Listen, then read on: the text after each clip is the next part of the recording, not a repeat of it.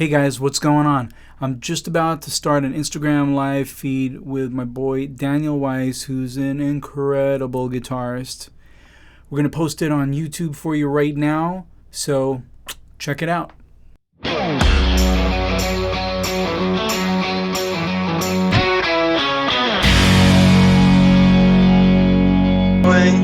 Hey, up? what's going on, buddy? I'm good. I'm good. What's Just going on? waking up here in Israel, in Tel Aviv. It's Yפה, yפה. kind of nice over here. It's a beautiful day. It's nighttime Yeah, here, but it actually looks really nice there.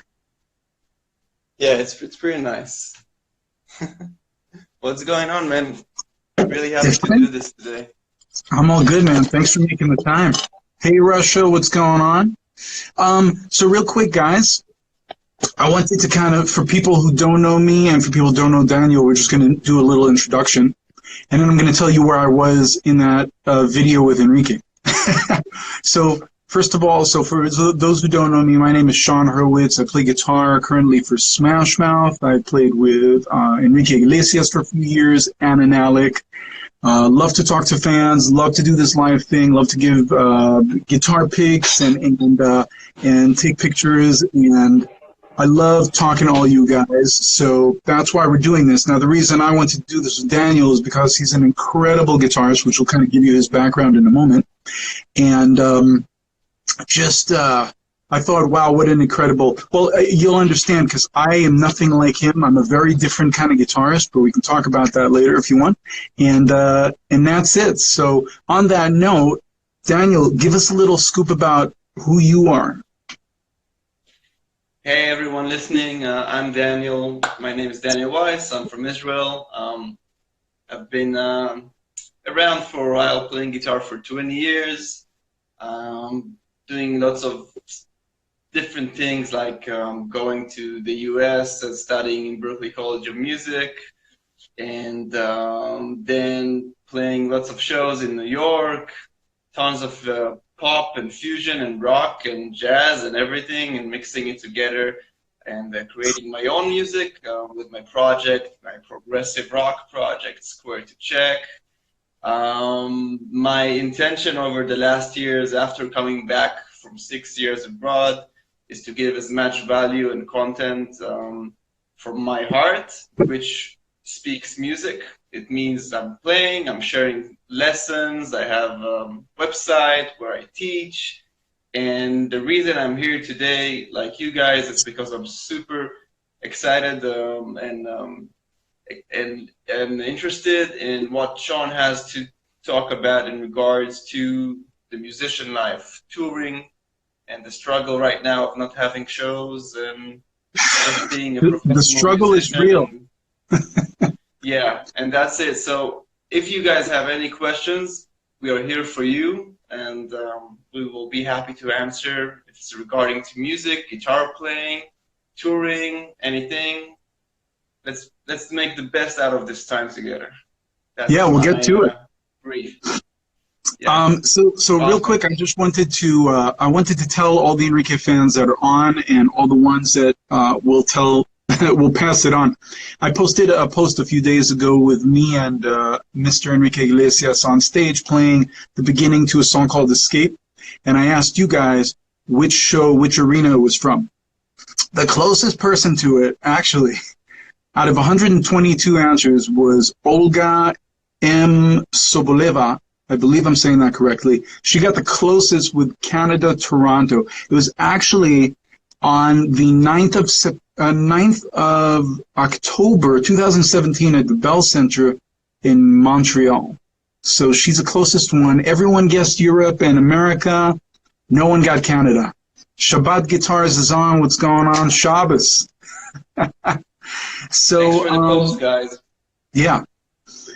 So with that, we'll give you a second to ask if you want to ask. So I'll tell you real quick what the biggest differences between me and Daniel, and you can ask us whatever you want at this point, and we'll kind of, answer them. But I think the biggest difference is I am mostly by ear. I'm not very taught.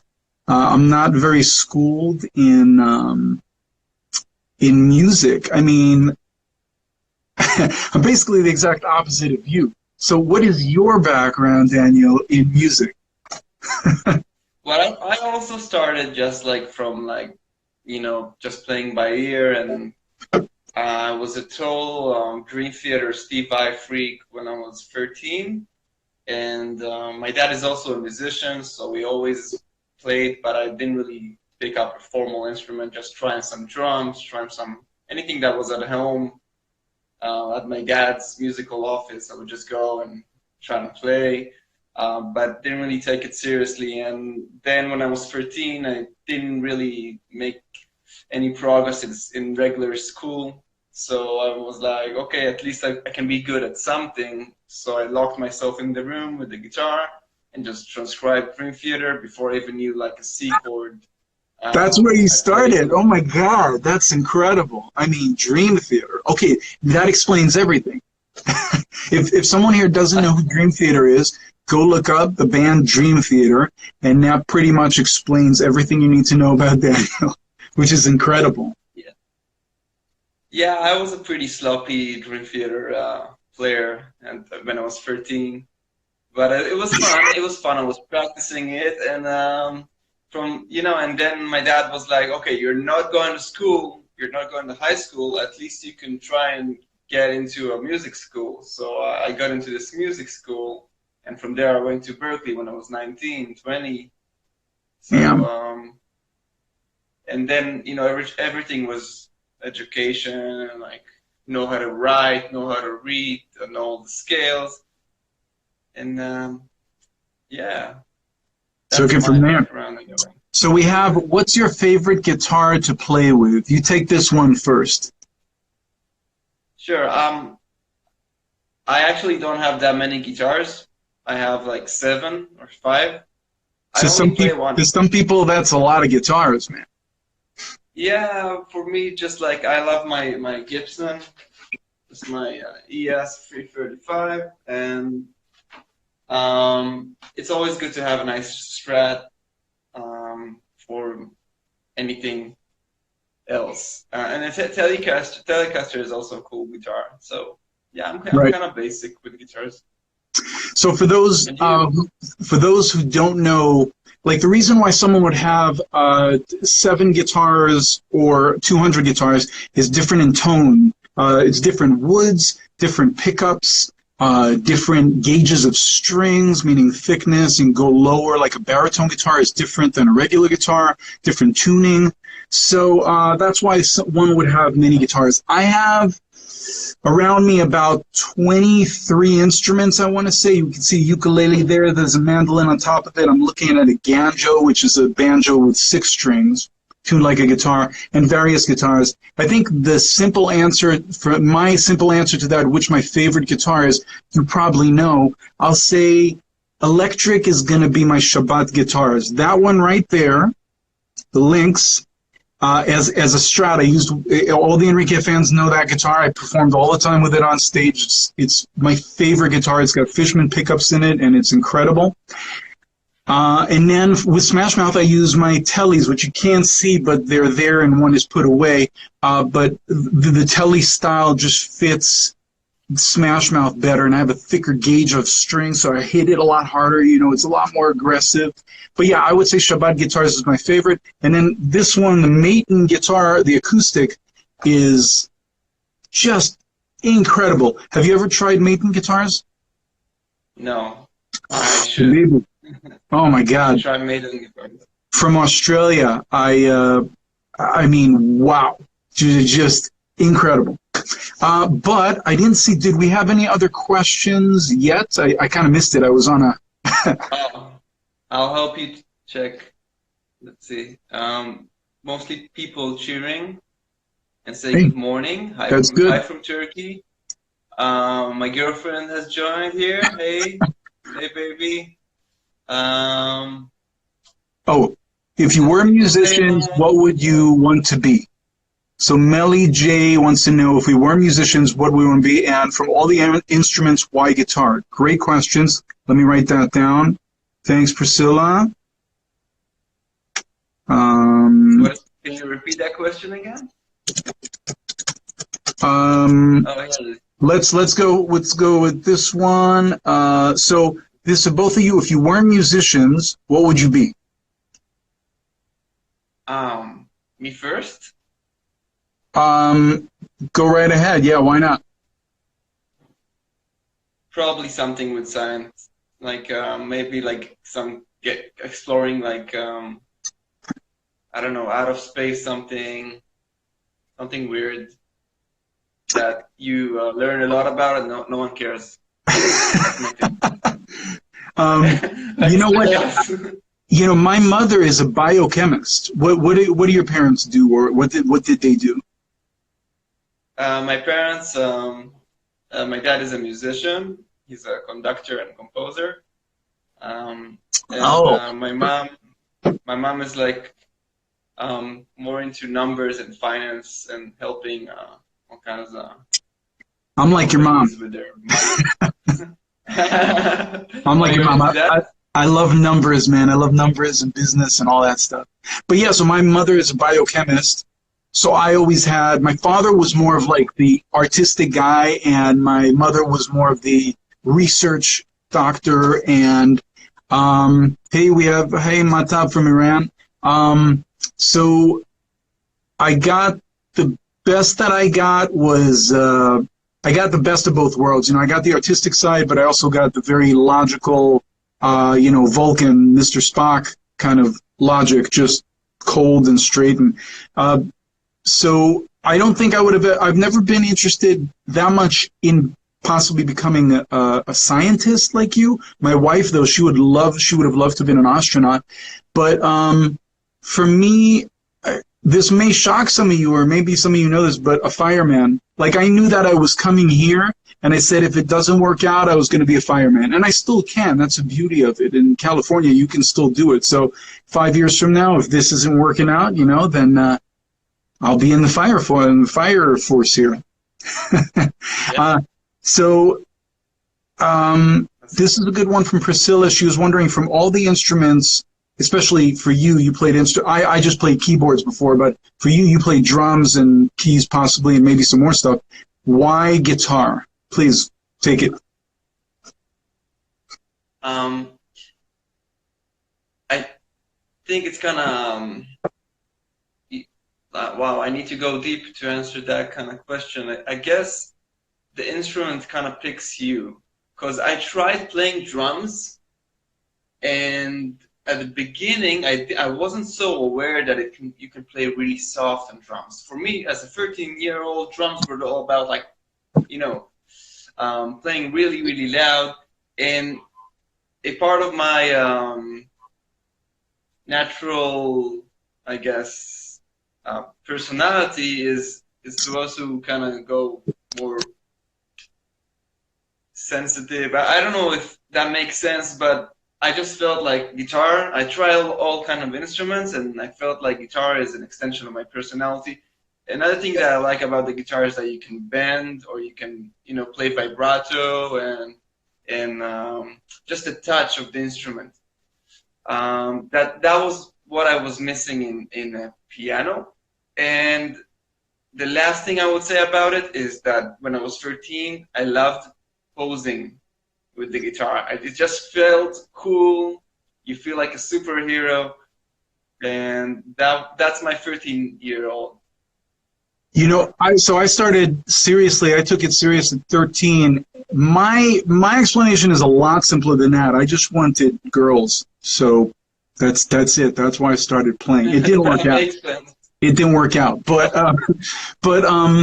no. But I've always kind of not regretted, but drums is, oh my God. And when you play with Randy Cook and some of the drummers that I played with, you playing drums. Such an amazing instrument.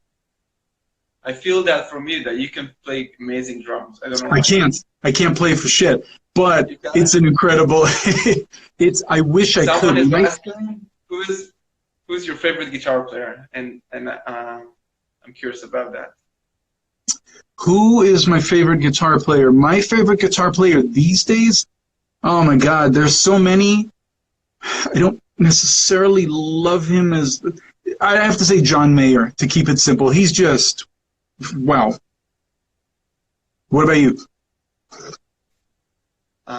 Well, man, like John Mayer is, I still need to explore his playing.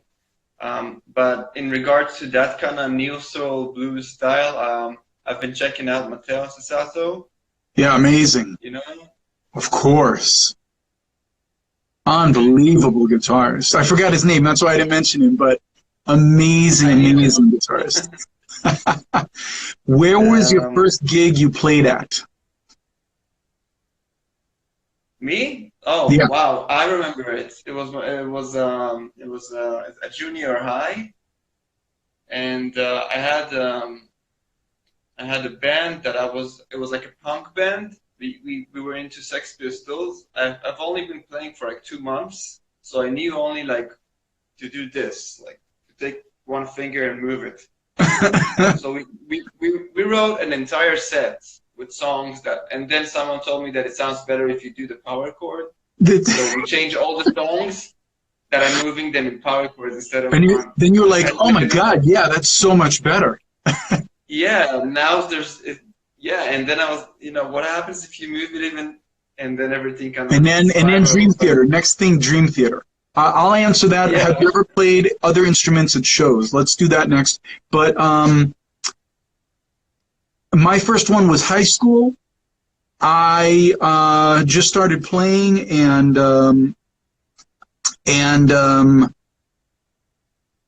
we played Stairway to Heaven. I was playing kind of rhythm, and Ariel Ken was playing lead, and I felt like such a failure because he was so good. And so I remember that vividly. Just a friend of mine, Ariel Ken, he's an artist now, but he played there. And I was just like, oh my God, I'm never going to be a guitarist. This guy is insane. Someone told me there's more questions, but real quick, so we'll scroll up and see. But have you ever played another instrument on stage at a show? I sang when I was 13, and I played drums in one show, but not professionally, for sure not. For me, bass. That's about it. I wish I could play other things, but bass. What do you prefer to be in studio to create music or be on stage? That's a good one. I mean, why don't you take it? Wow, I really need the balance of both. I can't do without the other. Same here. Same here. I get to rock out on stage. I get to create here.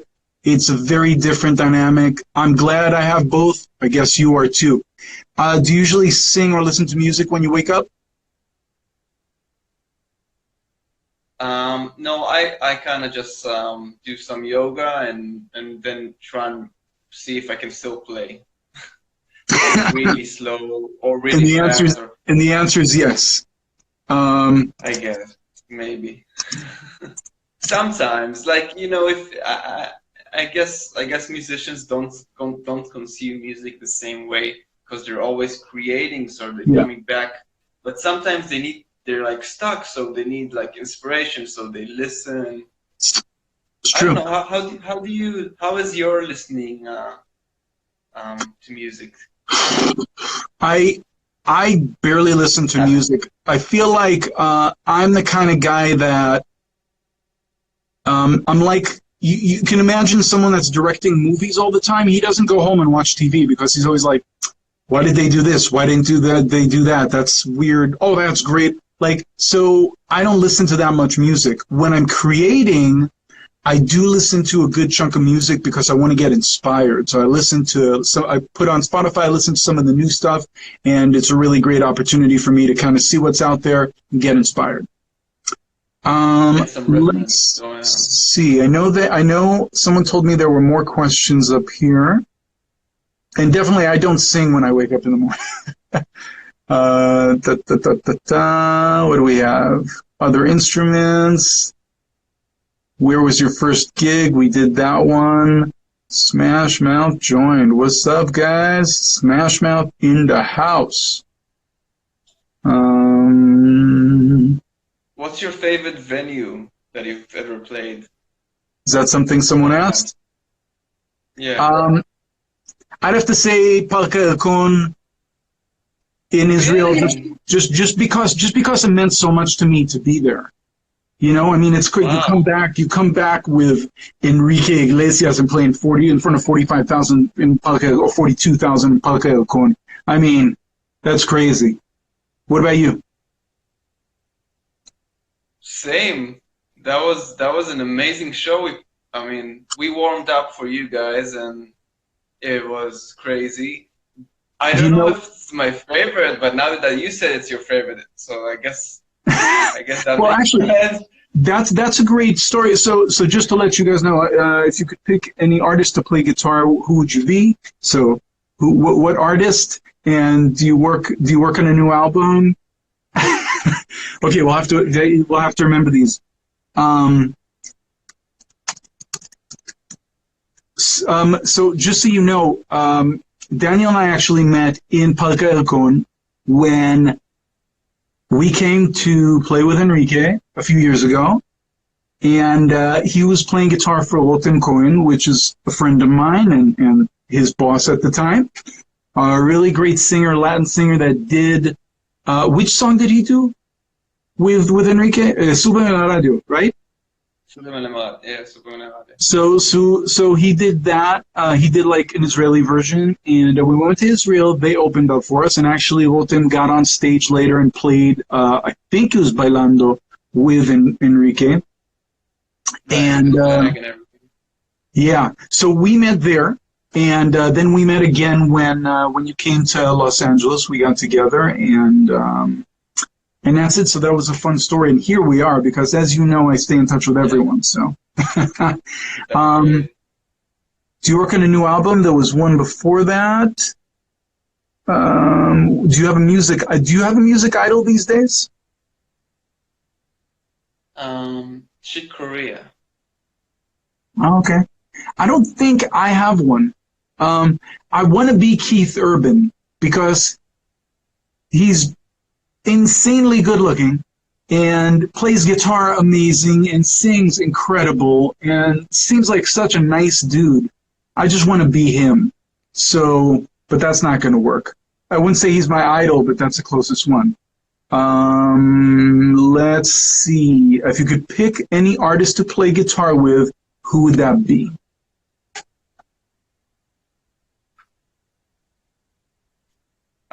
I hope it doesn't sound too Eric.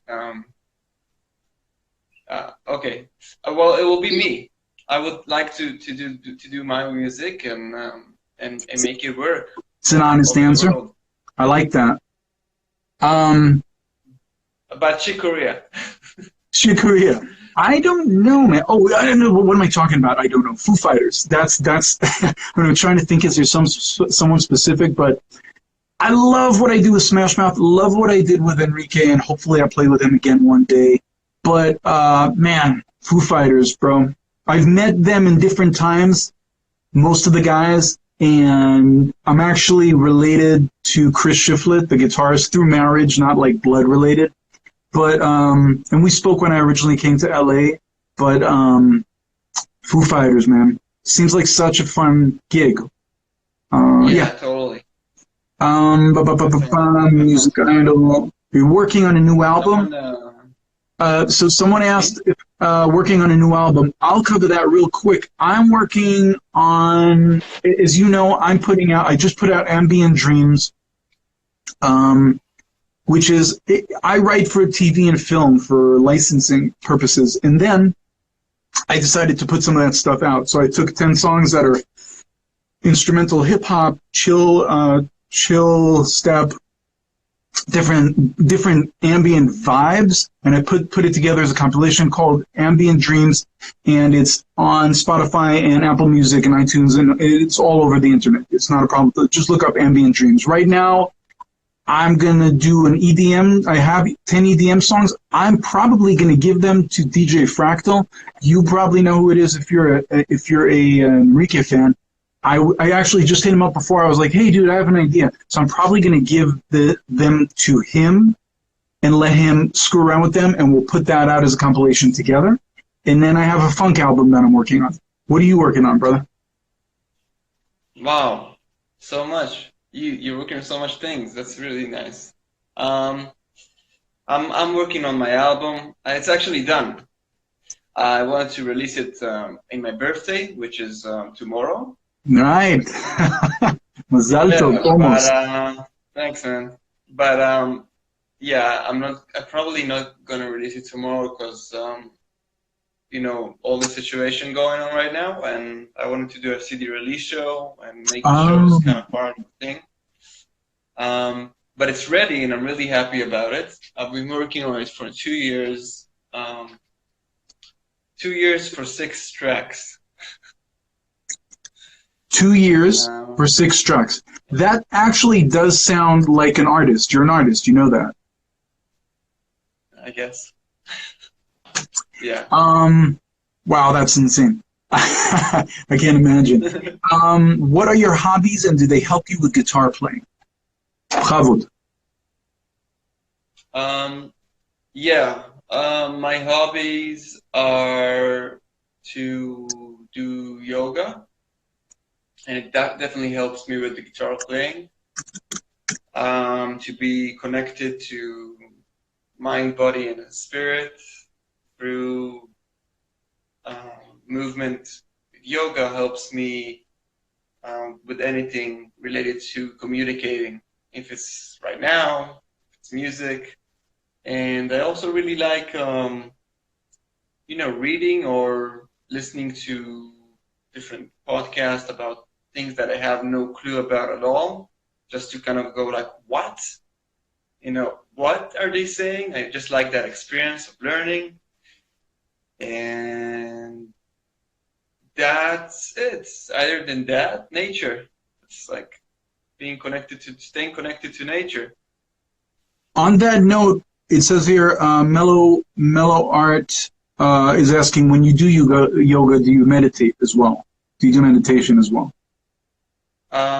Yeah, I try to do 10 minutes or 20 minutes of meditation every morning. Sometimes it seems like it's impossible, but even if you sit there with all that noise in your head, it's still better than not doing it at all. And some people have, I guess, more of a tendency to have consciousness kind of noise going on, and some people are more calm, and everyone is kind of different. So everyone kind of meets himself in the meditation. So sometimes 5 minutes, 2 minutes a day can really go a long way. Yeah, that's it. That's cool. Quick answer on my end. I don't know what my hobby is. I don't think I have one. My wife will have to tell me. She knows me better. But I don't think I have a hobby. There were a few things here. Let's see. Hobbies, yoga. Priscilla says, if you have to stick with one style of music, what style would you favorite? Rock, pop, funk? I can answer for you, it's fusion. For me, it's rock. Am I right? Yeah. By the way, I always wanted to be you when I grew up. I love fusion. I just can't play it. Zivit from Israel says, אנחנו רוצים לשמוע משהו של Daniel, which means we want to hear something of Daniel's. Daniel, please tell them where they can find stuff of yours. Who asked? Where can they find stuff? Zivit wanted to know. Zivit, thanks for the question. You can just look up Daniel Weiss Guitar, or either Instagram, where I post lots of 1-minute snippets, and on YouTube I have a bunch of stuff. I have a YouTube channel, and I have a project named Square to check. But if you just type Daniel Weiss Guitar in either Google or YouTube, you will find everything that I've ever put out there. And awesome. There's Bandcamp and Spotify, all that kind of stuff. And for me, if anyone's here that doesn't know me, SeanHurwitz.com. has all the information. Obviously, you can find stuff on social media as well. And you know what? I decided my hobby is talking to fans and talking to just people in general. People are fascinating. Everyone's got their own story, and there's so many stories. So I love meeting people. It's one of my favorite things. That's one of my hobbies. Let's see. Is there any country you haven't played but would love to?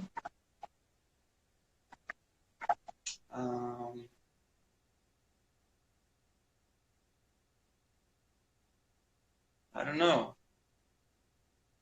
What about Brazil? I've been to Brazil. That's a funny story. I'll tell you another time. But mine is anywhere in Africa. I've never been to Africa. I've been to all the continents. Well, not all of them, obviously, but I haven't been to Africa, and I really want to go, even if it's as far as Egypt. Hey, have either of you played a concert in South Africa? Yeah, I was just about to say, like, what a coincidence. Well, yes, I did. No, I haven't. Just anywhere in Africa would be great. South Africa would be amazing. What's the day before the show like? It depends what gig you're with, and every show is very, very, very different. That's my simple answer. What about yours? The day before the show is the day with the show. There you go. Usually. There you have it. You don't think you just go through the moves and you do your job, but you bring your spirit to the moment, and sometimes it doesn't really work out, and you're just next date, and sometimes sometimes it works out. But if you're well prepared, and you've been playing the songs over and over again, so you're really relaxed. Even if you have technical issues, you know the moves. That's key, and I just want to say something on that note, and it's something that I'll put on YouTube in my YouTubes in the future. But every day, no matter who I'm playing with, I go over the whole set. Even if I played it yesterday, if I played a Smash Mouth gig yesterday, I've got one today, I will run the whole set again. Fast. I'm not going to take my time. I'll run through it fast. But when I get on stage, just like Daniel said, when I get on stage, I want to make sure that I know everything so well that no matter what happens on stage, doesn't faze me. Does not faze me. That's like something I've been contemplating when on tour with Rotem, because what we used to do is sometimes we really need to take time to just catch some sleep between shows. But I was obsessed also, like you mentioned, with just going over the sets, going over the moves, even for 10 minutes, just visualizing that I'm there and it's a great show. And I would notice that whenever I didn't have time to do it, the show, my experience of the show at least, because it's totally subjective, was that I didn't play with as much juice and energy and confidence. And the shows that I did go over the set, I felt like I was totally, I owned it. But the thing is, what's weird is that why does it have to be that way? If we play the same music night and night over and over again for years, how come that the brain still needs that 10 minutes in the hotel room just to go over stuff? I don't know if everyone needs that. I know, like, I don't believe that, like, Paul from Smash Mouth, the bass player, I don't believe that guy goes over anything and he remembers everything. He's just like that. He's incredible.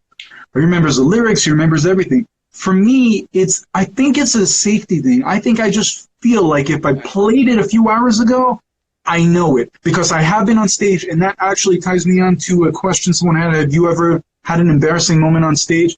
The most embarrassing moments I had on stage, other than when Steve took my shirt off and threw it to the crowd, but regardless, the most embarrassing moments I had on stage really were when I had a brain fart and I was like, this is awesome. How does the bridge go? Oh crap, oh crap, oh crap. Here it comes, here it comes. How does it go? How does it go?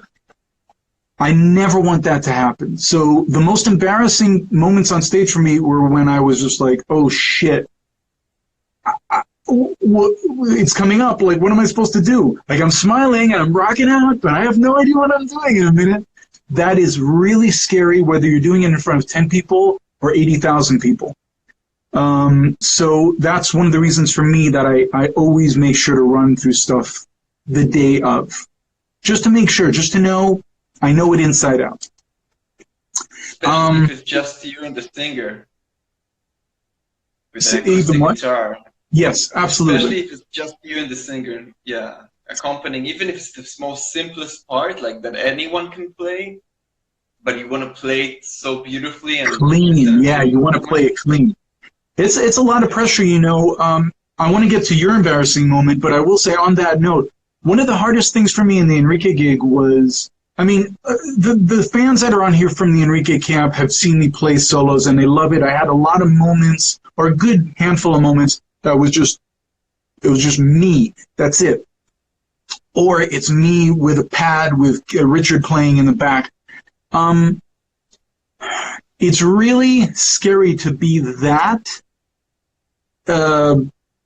vulnerable on stage because it's only me playing. If I make an amazing move, you'll hear it. If I really screw up, you'll hear it. So it's super intimidating. I may have not looked like it, but no matter how many times I do it, when I get on stage, even if I know what I'm doing, you're just like, it's just you by yourself. It's really scary when it's just you and the singer or just you playing a solo transition. It's really scary. So what is your most embarrassing moment on stage that you care to share? Well, I don't have anything in particular that I can think about right now. Good. No, but I totally relate to the feeling of anxiety of like, oh shit, but still smile, and it's kind of like this dissonant feeling. Especially, I guess, like, you know, if I accompany a vocalist and it's just guitar and vocals and I need to lay it beautifully and I have a brain fog or whatever, so that can be kind of like embarrassing because you're not doing your job well. Like you had one job, you know, that kind of. And you know, but on that note, sometimes the people listening won't know, but you'll know, and the singer will know. Like he'll just look at you, or she'll look at you, like, and you're just like, "Fuck, God damn it!" Yeah. We keep smiling, but right. God damn, I practiced that thing 30,000 times. How did I just screw it up? Yeah, so I totally sympathize. Itai wants us to answer his question for a second Which time is? now. I'll read it. How frequently are you obsessed with your guitar sound? Does it change between practice and recording, or do you prefer it to stay on the same vibe each time? Thanks, Itai. I saw that. You want to take it first?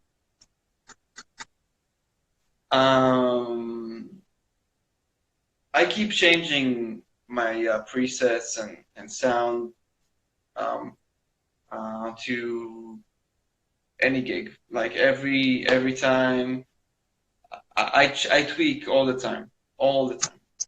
That's it for me. For me, I'm tweaking all the time, but there's what's called like gear sluts. They're just people that just, it's not a derogatory, it's just someone that's constantly going through gear and gear and gear and gear and getting more gear and more, or like a gearhead, whatever you want to call it. They have to have this amp and that amp, and they have 12 amps just sitting in there. I'm not like that. I love Bogner amps. I love Bad Cat amps. If I find something that I like, I'm good with it. I don't need to look for something new. So I change my rig every like 5 to 10 years, just if I need to. For some, like right now, we changed to Fractal because of, so it would be less to carry, and it does a great job. But really, once I get a tone that I'm happy with, I'm good with it. Now, and I use a lot of the same presets in the studio, and I use a lot of the same presets on stage. Between the two, studio and I use mostly a Kemper in the studio and mostly Fractal live. But once I find what I like, I usually stick with it. Yeah. Any questions that you've got, or I've got some here? No, I'd like to hear what people have to say. Let's see. What's the hardest thing about writing music?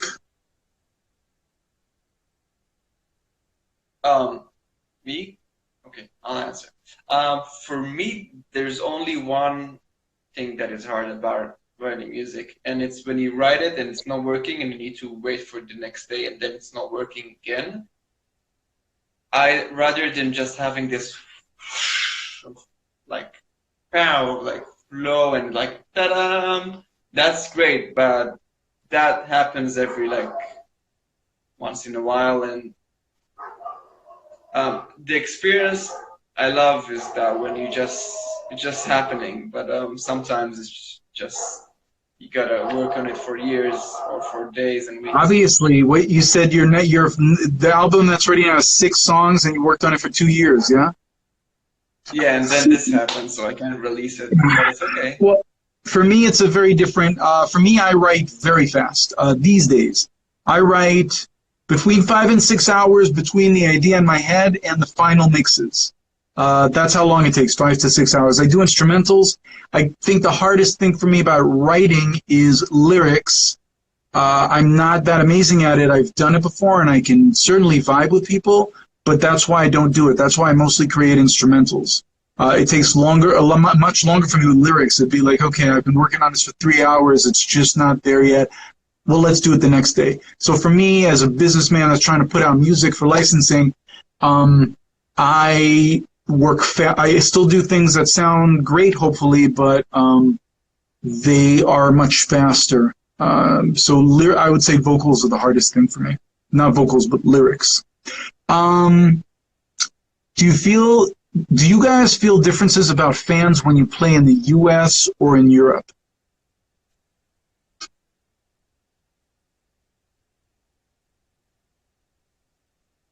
I don't know. What's your answer? Bon Jovi, who I grew up on, I was in love with them back in the day. I remember Bon Jovi said, the American fans know the chords, the European fans know the lyrics. I don't necessarily find it that one way or the other. I think it's pretty much similar. European fans and American fans. South American fans, Central and South American fans are insane. And I mean that in a good way. Like, they go crazy. Like, European fans, if you think that that Europe shows are crazy, go to Central or South America to see an Enrique show. It's so loud. But that's it. Other than that, I mean, they just scream louder. But other than that, everyone's having a good time. No fans are better than the other ones. What else we have? How do you find enough time? How do you find enough time to be with family? Go for it. That's hard. I don't always have enough time to be with my family at all. And my answer is I don't. I don't have time to be with my family. Miss Trish, as I call her, Trisha, my wife, knows that this is what I do. She knows how much I love it. She knows this is my job, and I love her because she lets me do it. One of the reasons I love her and I married her is because she's such an individual person that she's got so many things she likes to do. She doesn't need me in order to have fun. So if you're a musician and you get together with someone that's very needy, that needs you there all the time, I'm saying that needs you there all the time, it's not going to work usually, because it's going to be like really hard. With Trish, she needs me, but she doesn't really need me. She'll be fine without me. So she lets me do what I do, and that's why I gave her a ring.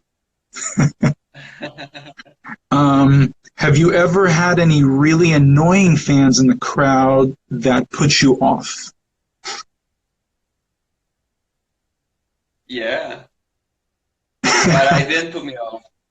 I mean, one time because they threw something and the whole the drink spilled on my effects, and then I had to make sure they work. But they did work, and I kind of gave him like the kind of look, and what can I do? I mean, he's there, and I'm on stage, so I gotta be respectful to the crowd and not get angry and put the good vibes on, and I might lose a few pedals, and then that's it. But I didn't lose the pedal, and everything was okay. I don't remember any specific time that I've had really annoying fans. Not at all. The only thing that I have that pops into my mind, it's not annoying, but it's a little scary when it happens, is when there's a fight breaks out right in front of you. And when you're on a stage and everyone's down there and suddenly, like, I'm just trying to have a good time and rock, and then there's a fight that you can see someone pushed someone's girlfriend, and that guy is just like, "What's up?" And I try, whenever that happens in front of me, I always stare at them, and I try to like smile at them and get them to know, like, it's cool, like let's just relax and don't worry about it. But those are that pops into my mind as annoying moments, not annoying, scary moments. I just feel bad for them. They're just there to enjoy a show, and someone got too excited and spilled someone's beer, and now they're fighting, and it just sucks. Have shows changed throughout years? I mean, I'll take that one first. For me, definitely, just because of how, it used to be just sound. Then it was sound and a crazy lighting show, and now it's sound and lighting and an amazing video show, as you Enrique fans know. So yeah, it gets more and more interactive and interesting. What about you? Yeah, and especially today that people use a lot of computers and things to, to enlarge the mix, even though you don't see all the musicians. Like, it can be just one guy with a bass, like, Square Pusher. If you know that guy, the bass player, and it has like a full orchestrated electronic music, and it's legit. Like, that used to be weird, right? But today you can, you have all these Ableton Live, and do you work with Ableton at all? I don't. Do you play? No, I don't. I have a lot of appreciation for it, but I'm a Cubase guy because I'm from Israel, and that's where it's at. I know Pro Tools as well, but I like Cubase more. Do you rather? What is this? Would you rather play in front of a venue full of women or men, and what is the difference music-wise? Go for it. I prefer the balance of both. The best energy, both masculine and feminine in the house. Let's rock. I got into it for women, so yeah, women. But I will say that it depends what you're playing. If you're playing Enrique music, it's going to be mostly females that are just into that. If you're playing, I mean, you can tell us, right? Progressive music or fusion, it's just going to be usually more male and musician oriented. Yeah, it's the same thing. Like it's just like that. And so if you're playing a rock show and you have a bunch of chicks that are waiting to see Enrique and they're just like, I don't know what to do, it's not that much fun, even if it's a bunch of girls, right, or a bunch of women. It's not as much fun. Right. So I guess sort of what you said, I love playing in front of women, but it's good to have a mixture of both. Christy Page like that. How do you tolerate quarantine? What are you doing in the quarantine these days? So you're doing all these videos. Tell us a little about the videos that you're putting out. So since I can't play in actual studios these days with friends, we all have home studios and cameras, just like this one over here. And that's why we can film ourselves and record ourselves on top of layers. of each other and edit it and release those fun tunes that you can check out on my page. And And yes, absolutely, go check them out. I mean, really, really good stuff. Amazing musicians. And you're also teaching or courses, right? yeah, I have my website weissguitar.com. It's if you see my Instagram and you go to the link in my bio, so you will see the website. And so I teach through there. Also, I have groups on Zoom and I teach privately. So I've been trying to keep it as busy as I can. And I mean, I miss going out more and I miss the shows.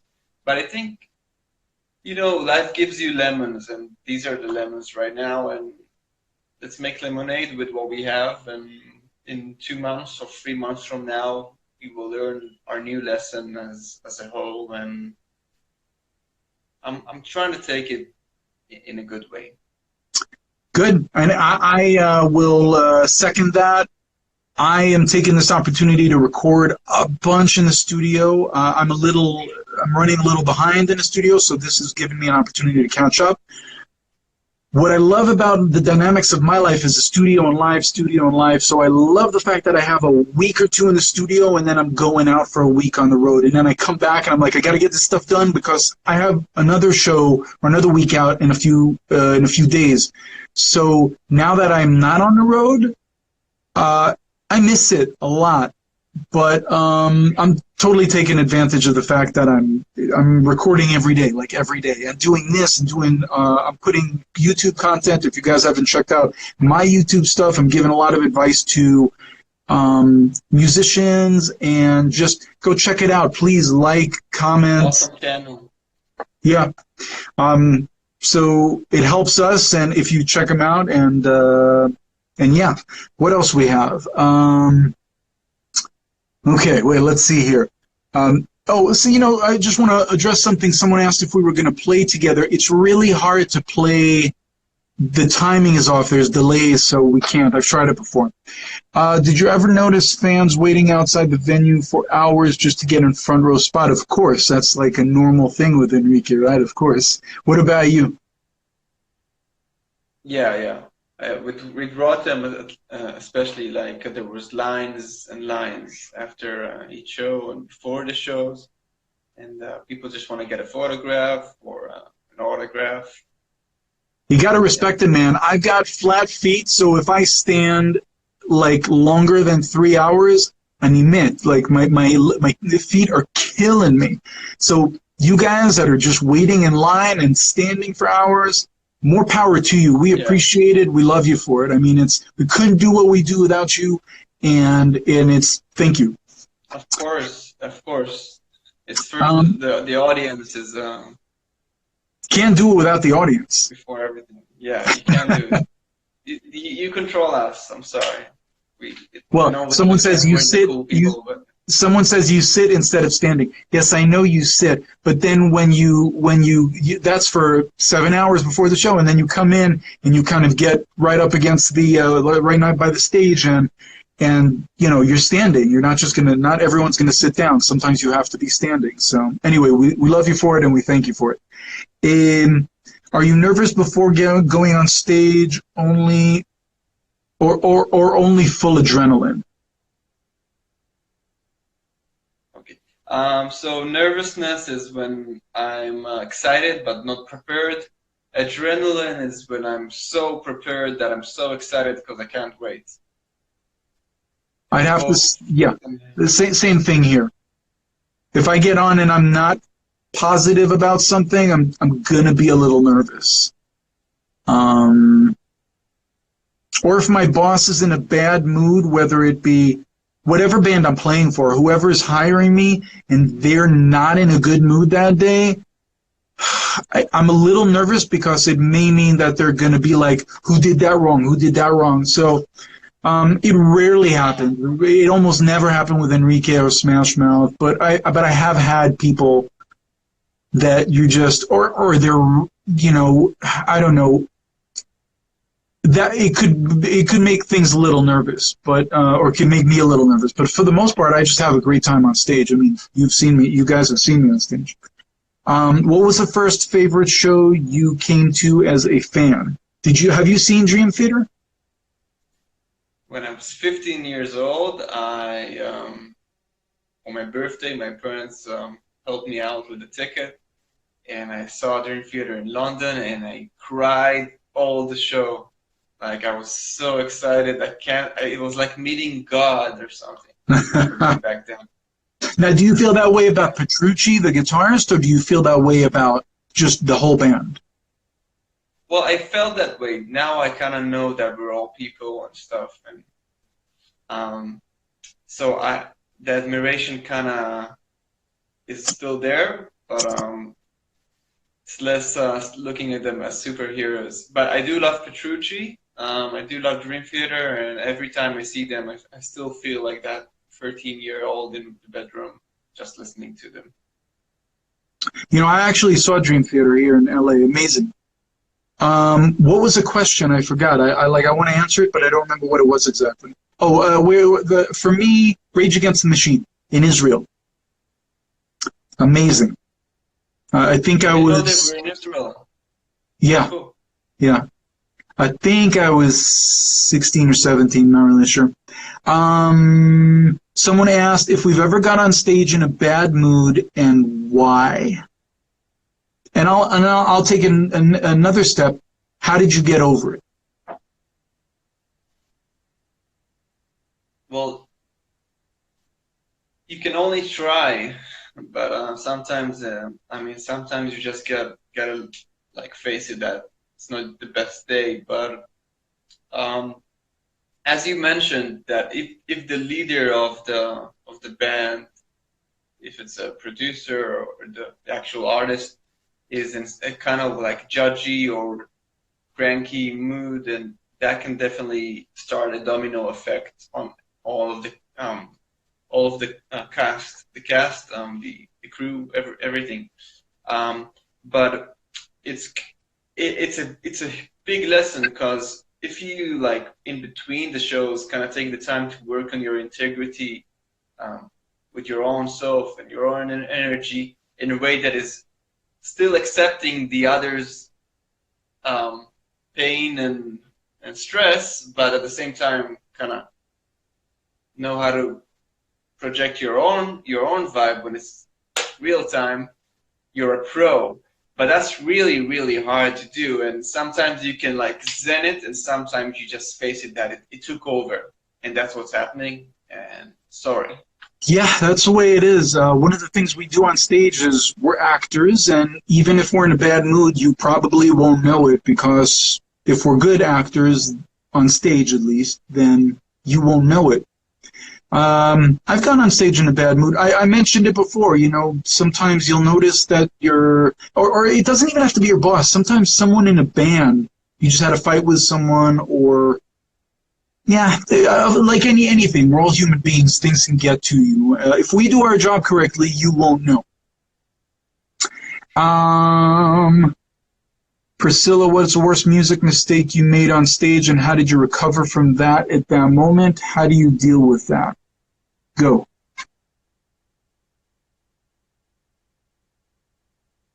I've got one if you want to think about it. Yeah, I'll think about it. Go. It actually pertains to you, Priscilla, because you were at the show, and it pertains to all the Enrique fans. There's, where is it? There's that line. The first time I played with Enrique, there's a line.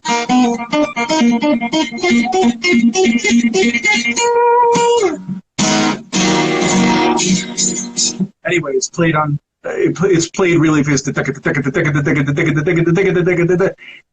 I practiced that thing 100 million times.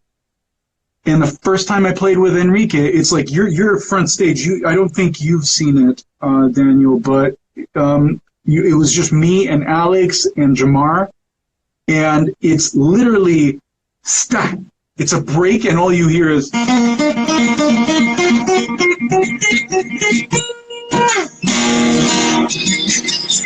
and then and the bailamos starts. I screwed that up really bad. And there's actually a video out there. And the show goes on. The show goes on. I still had like an hour of show to do, so you can't let it get to you. You have to get over it real fast. You just smile, and you're thinking, that was bad. Anyway, moving on. Just another rock in the river. Yes, exactly. There have been many moments. There have been many moments. Oh my God, so we have 26 seconds remaining. It's cutting us off after an hour. C'est la vie. Guys, thank you so much. Are we going to, yeah, we're going to do part B sometime. Yes, we'll do part B if everyone wants that. Thanks so much for having us. Thanks for all the questions. I know there are many more questions. Message us. Check us out on YouTube. Check us out on Instagram. Likes, comments. We'll get back to you. We love you. So guys, I hope you had fun. I hope you got to learn some stuff about me and Daniel. And please, again, as usual, like and comment and subscribe if you want some more of this. And thanks again for your time.